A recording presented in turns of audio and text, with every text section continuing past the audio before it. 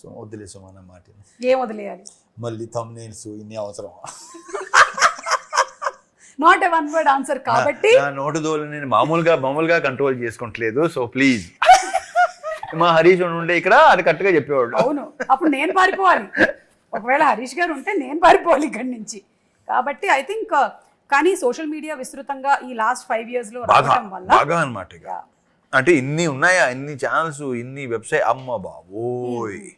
and I think media కూడా is no more pertain to one section ఎవరు మీడియానో ఎవరు కాదో కూడా తెలియదు మనకి దే సో మచ్ ఆఫ్